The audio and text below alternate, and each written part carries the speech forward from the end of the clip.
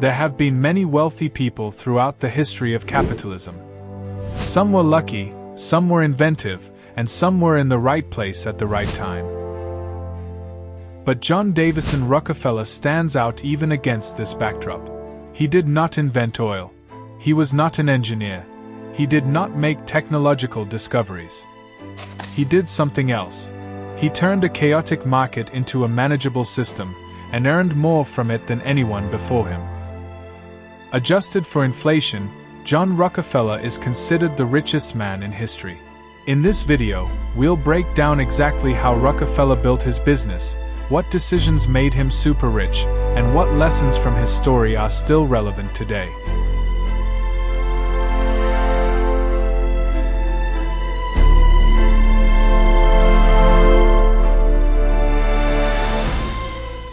John Rockefeller was born in 1839 into a poor farming family in New York State. John's parents were a very strange union of personalities who were practically opposites in spirit. His mother was a strict, religious woman who taught her children to be orderly and thrifty, while his father was an adventurous man who was constantly on the road. Bill Rockefeller lived a secret double life as a con artist. Whenever he disappeared, Bill changed his name from William Rockefeller to Dr. William Livingston and traveled from town to town selling useless herbal remedies and potions to the sick and desperate. In our days, this would certainly be considered fraud. Because Bill was usually far away running scams, John's mother enlisted John's help working at the farm, where she instilled a strong religious faith and sense of duty in him. The family, which included 5 other children besides John and did not receive sufficient support from their father, lived in very modest circumstances. From childhood, John had to balance work and study, and even earn money. For example, John once followed a wild turkey into the woods. He stole its eggs and raised the hatchlings. When they matured into turkeys, John sold some of them for a tidy profit and kept the rest, so he could get more eggs and repeat the process. Despite his young age, John was now pitching in a few every week and was making a serious impact on the family's finances.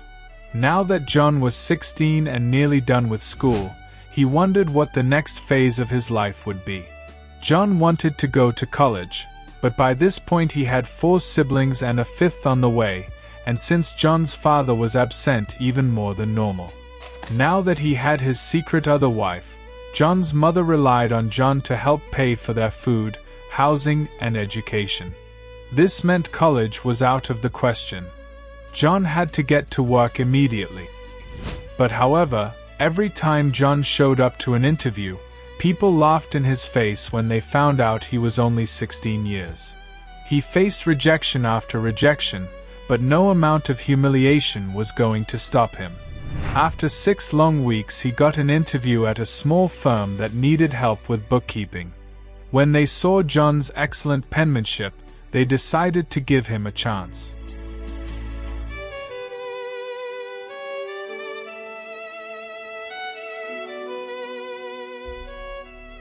Rockefeller got a job as an assistant bookkeeper in Cleveland in 1855.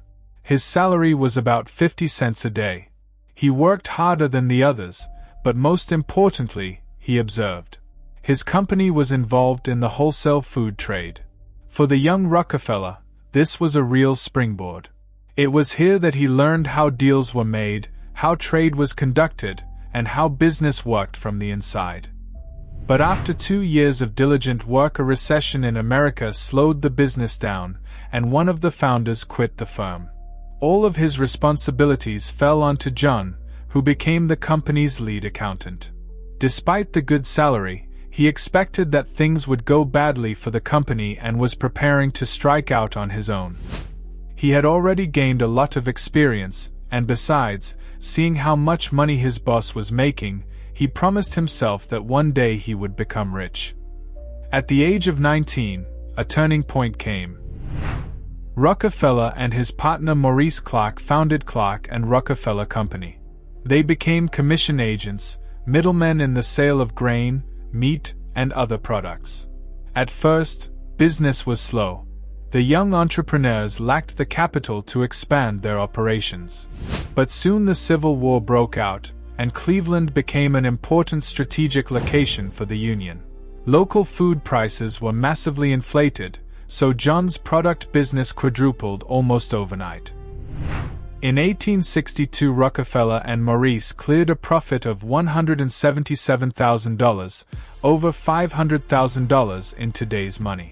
Not bad for a 23-year-old.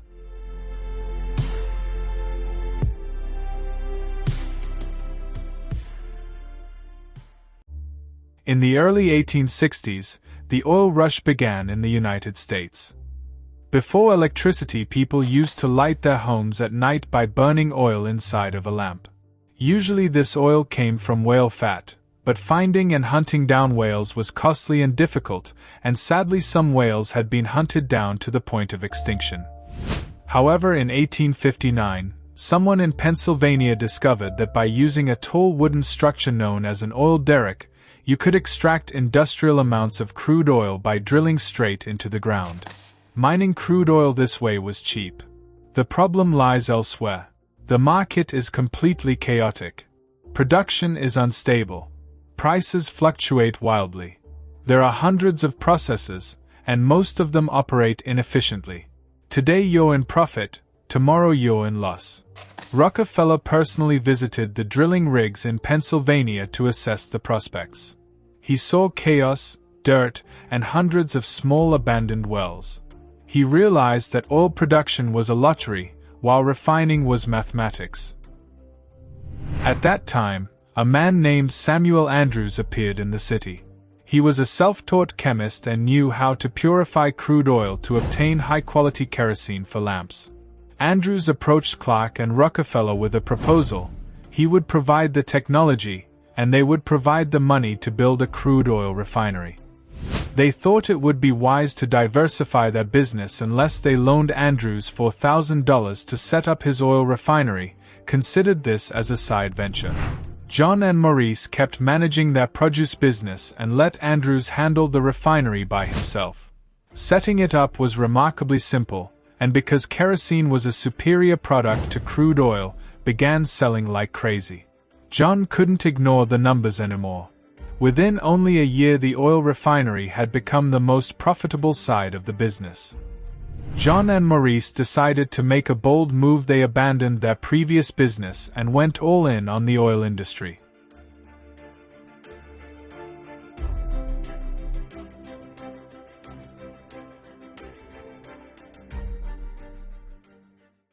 The oil business expanded rapidly.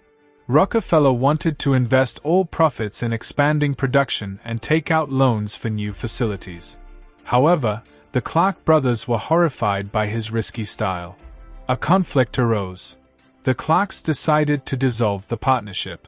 In 1965, they organized an auction where Rockefeller bought out the Clarks' share of the property for $72,000, thus becoming the sole owner of the largest oil refinery in Cleveland.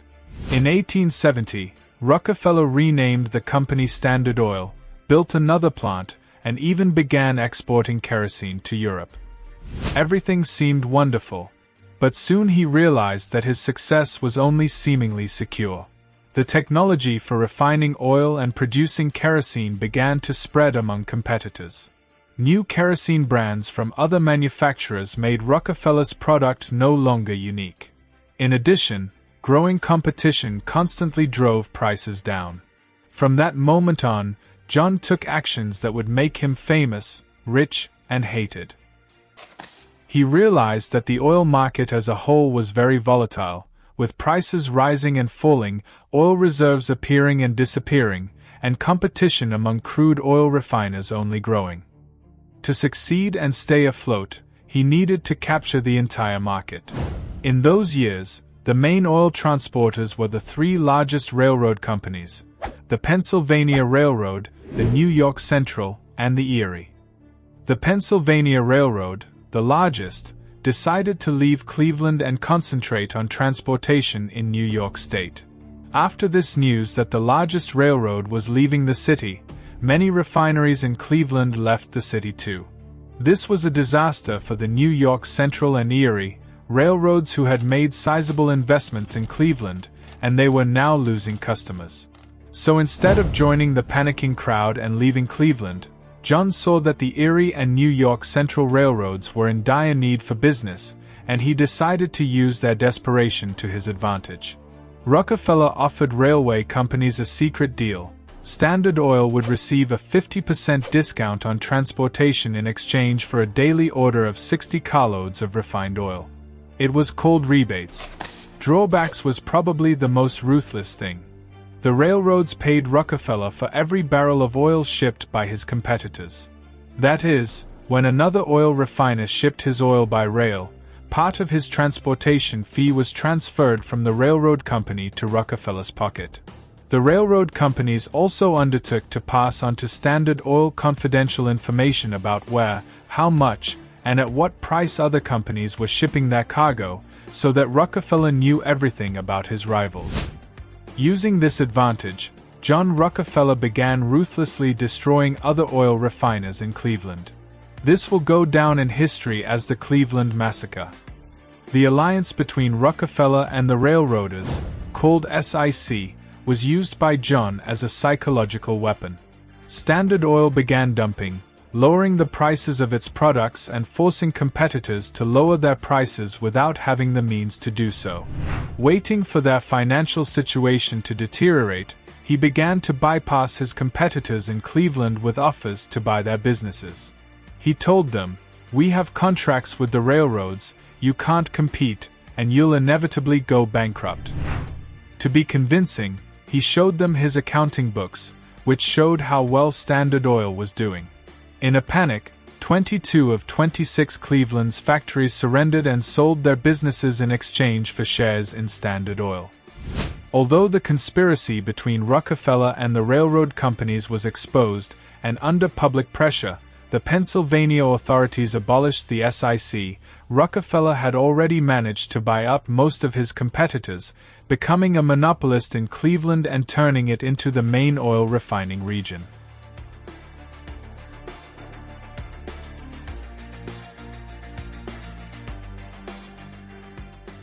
In 1873, an economic depression broke out in the United States, which lasted 6 long years.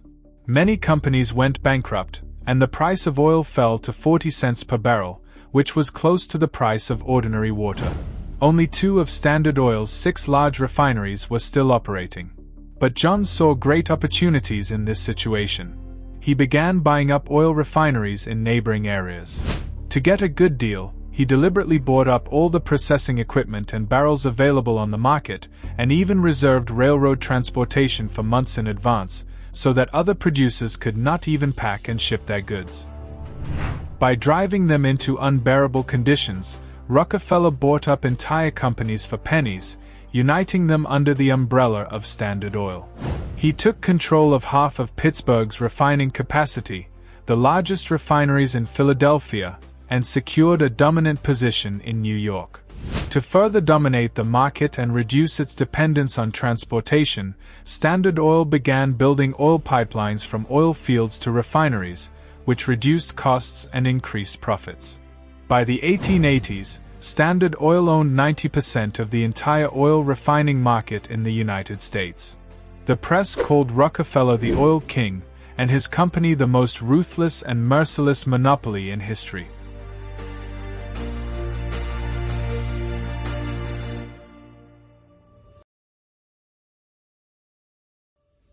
But that wasn't enough.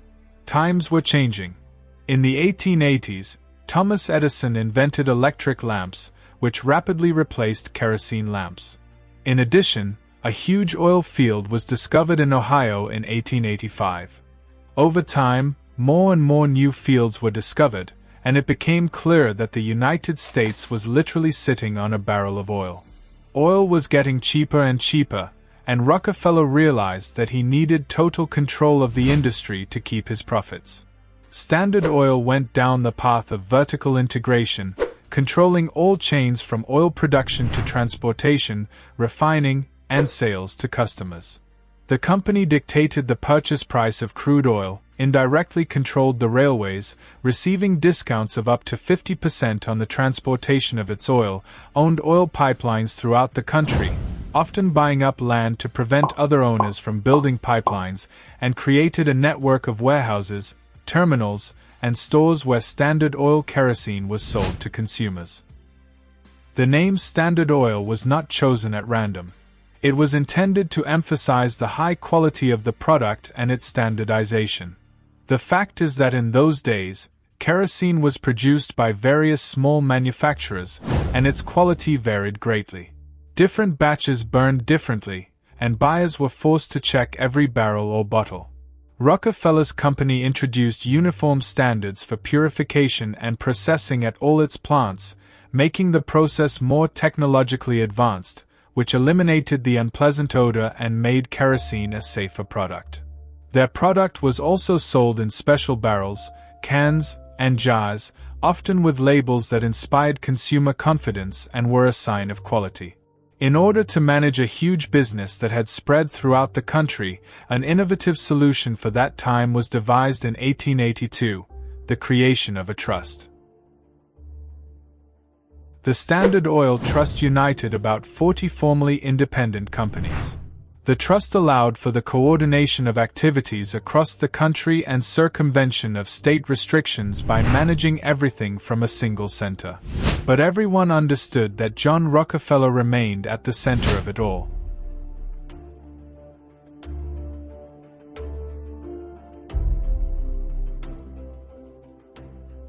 By that time, public opinion was beginning to change. Rockefeller's ruthless, sometimes cruel approach to business had consequences. Many feared him, many disliked him, and many hated him. John had made many enemies who had suffered greatly from his harsh business policy. In addition, many questions were brewing in society about how and why one man could own the country's key industries, dictating prices and preventing anyone else from doing business, and articles often appeared in the press about Rockefeller's fraud and how he was so powerful that he actually owned the entire country. Public opinion shifted from dislike to passionate hatred largely thanks to a journalist named Ida Tarbell. The fact is that Ida Tarbell was the daughter of one of the owners of an oil refinery that Rockefeller ruined, thereby making Ida Tarbell's family life and childhood financially difficult. Tarbell dreamed of revenge.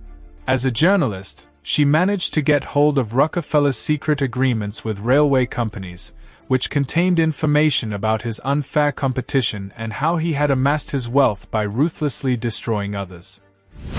In 1906, the U.S. government filed a lawsuit against Standard Oil under the Sherman Act. The trial lasted 5 years. In 1911, the Supreme Court ruled that Standard Oil was an illegal monopoly. The court ordered the company to be split into 34 independent companies. Some of them, such as Chevron and Exxon, still exist today. The paradox is that Rockefeller lost his monopoly, but not his money. John owned shares in all of the companies that were part of Standard Oil, and after the breakup, he continued to receive a portion of their profits in the form of dividends. Moreover, the revenues of these now separate companies began to grow, making John Rockefeller the richest man in the world. After the breakup of Standard Oil in 1911, Rockefeller effectively ceased to be an active businessman. He was already over 70. His son took over the business. He rarely appeared in public and gradually withdrew from business. Oil became a key resource of the 20th century. Cars, industry, all of this contributed to the growth of the Rockefeller family's assets. It was during this period that he became the first billionaire in history. John D. Rockefeller died in 1937 at the age of 97. By the time of his death, he had donated hundreds of millions of dollars to charity, funding the University of Chicago, medical research, science, and education. Interestingly, after John Rockefeller's death, his surname did not disappear. It became part of what is commonly referred to as the invisible global elite, or the secret government. With enormous wealth and influence, the Rockefeller family disappeared from public view, yet at the same time, The name sometimes appears alongside certain foundations, research institutes, and non-public organizations, which gives rise to many theories. However, that is a completely different story.